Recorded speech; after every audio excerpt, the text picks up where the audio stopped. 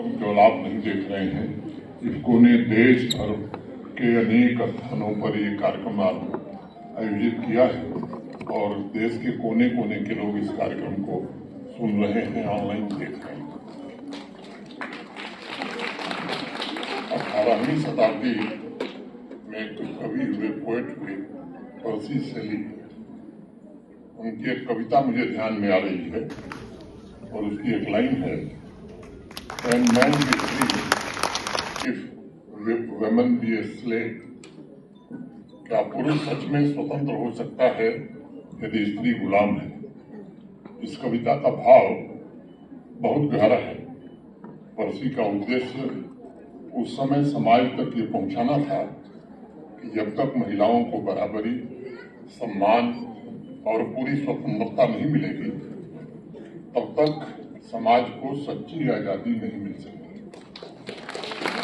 जिसकी समाज में स्त्री दबाई जा रही है या गुलाम जैसी स्थिति है उसकी, तब पुरुष की आजादी भी अधूरी मानी जानी चाहिए। इसलिए मुझे लगता है कि ये बात हमें कहनी ही होगी कि पुरुषों की सामाजिक आर्थिक स्वतंत्रता ऑर्गेनिक रूप से महिलाओं की आर्थिक सामाजिक स्वतंत्रता से पूरी तरह जुड़ी हुई है। उस दिशा में आज विमेन फार्मर्स कॉन्फ्रेंस जो इफ्को द्वारा आयोजित की गई है, इसे मैं मील का ऐतिहासिक पत्थर मानता हूँ। मुझे सबसे बड़ी प्रसन्नता ये है कि आज इस कॉन्फ्रेंस के दिन देश की संसद में नारी शक्ति वंदन अधिनियम पर भी चर्चा प्रारंभ हो गई है तथा लोकसभा और विधानसभाओं में बहनों को 33% आरक्षण देने का स्वप्न जल्द ही साकार होने जा रहा है।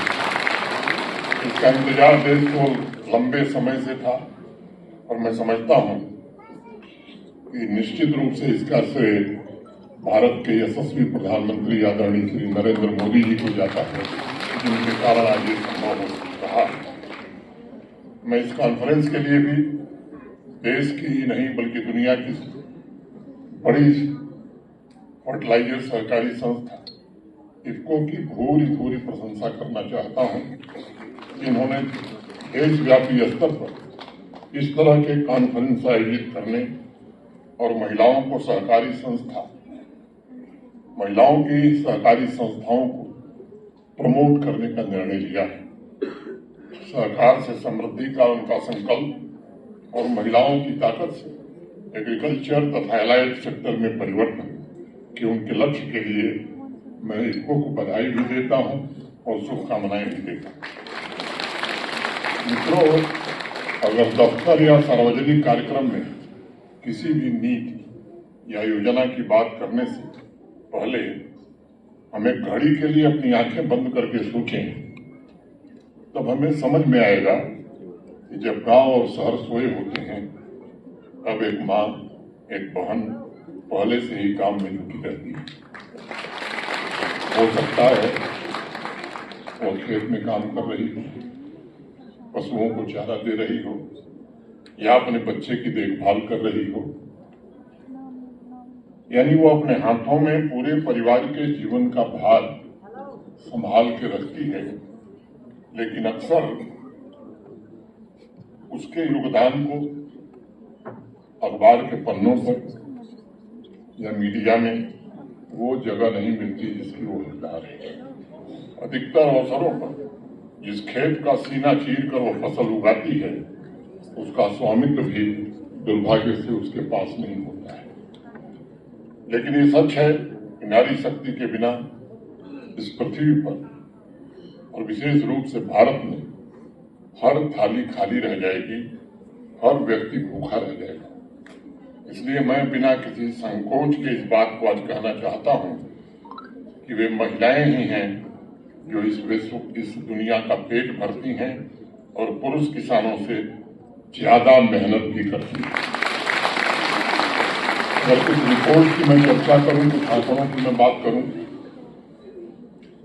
तो कुछ वर्ष पहले एक अध्ययन हुआ और उस अध्ययन से ये निष्कर्ष निकाला गया, वर्ष भर में भारतीय महिला किसान लगभग 33,000 घंटे काम करती है, जबकि पुरुष कृषि कार्य में महज 1860 आवर्स ही दे पाते हैं।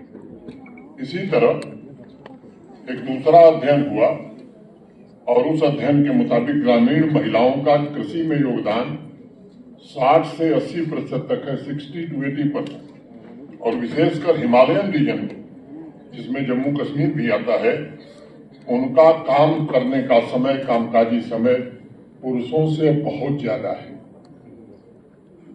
अनेक अध्ययनों के द्वारा ये निष्कर्ष निकाला गया है कि हिमालयी या पर्वतीय क्षेत्रों में महिलाएं खेती में सालाना 3,485 घंटे 3,485 आवर्स काम करती हैं, जबकि पर्वतों में रहने वाले पुरुष, जहां आज हम लोग कार्यक्रम कर रहे हैं, औसतन 1,212 आवर्स ही काम करते हैं।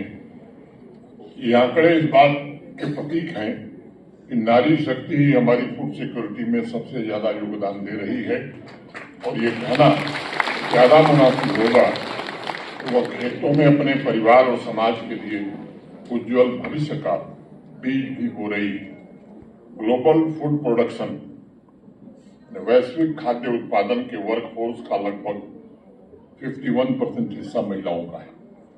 फिर भी अगर पूरी ईमानदारी से आप देखेंगे तो आप पाएंगे कि सिर्फ हमारे देश में ही नहीं, बल्कि पूरे विश्व में महिलाएं उन संसाधनों तथा आर्थिक मदद से वंचित रहती हैं जिनकी उन्हें इस कार्य के लिए आवश्यकता होती है।